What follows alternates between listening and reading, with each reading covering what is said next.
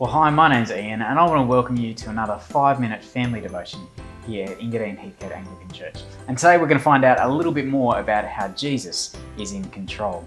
Now, we're going to learn about another way that Jesus was in control today, and it's from Matthew chapter 17, verses 1 to 9.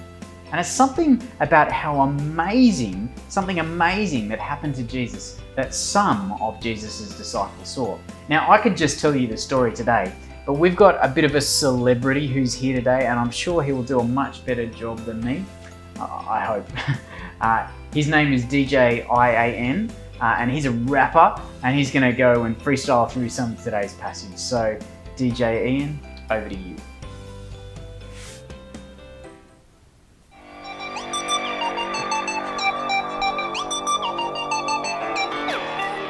Yo, what up? It's DJ IAN, and I am here to talk to you about the ultimate MC, JC, Jesus Christ. We're gonna find out today about what he came to do, how he came to save us from our sin. Let's give it a go.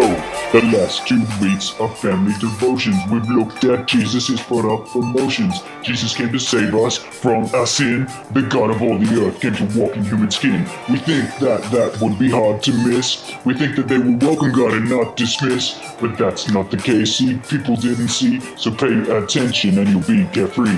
Jesus came and did some amazing stuff. He healed a couple people, but that was not enough. News spread quickly about what Jesus could do, and everywhere he went there was a queue. One time Jesus met a paralyzed man. People watched on to see what was his plan. What would Jesus do with what he had been given? Then Jesus said, "Hey, your sins are forgiven." The disciples saw all these amazing things. They thought, "Is this the King of Kings?" Jesus calmed the storm. After it began, the disciples thought, "Hey, who is this man?" Later Jesus asked them, "Who am I?" Peter finally got it. He wasn't tongue-tied. He said, "I think you are the king." Jesus said, "I must die, forgiveness to bring." Peter didn't know quite what to do. He said, "No way, Jesus, that is not true." Jesus said, "Hey, get behind me, Satan. There is no other way I can bring salvation. If you want to follow me, you must deny yourself. That's the key. You must lose your life for the gospel. You'll know Peter, you'll be an apostle." Well, Peter, James, and John went up a mountain. Jesus was with them and their hearts were pounding. Jesus stood before them in radiant white. His robe could never be bleached that bright. Moses and Elijah stood beside him. Then Peter went out on a limb. He didn't know what to say. He said, "I'll build some tents right here today." You see, Peter, he missed the point. God then spoke and he didn't disappoint. He said, "Listen here, this is my son. Listen to him, he won't be outdone." Peter, James, and John fell to the ground. Their hearts within, they began to pound. Jesus said, "Get up, don't be afraid. Who I am has been displayed." The others then left and Jesus stood alone. Jesus with God came in flesh and bone. They started to walk down the hill, and Jesus told them to keep quiet until Jesus was risen from the dead, just like he had clearly said. The disciples and us really need to hear. We need to listen to Jesus and give him our ear. We've been called to repent and believe.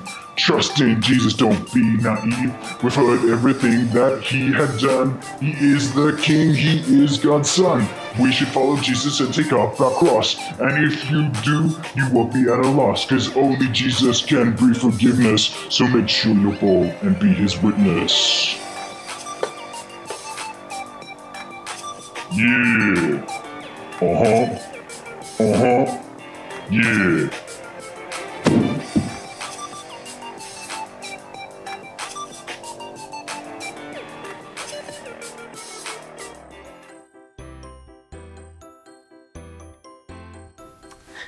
Well, there you go.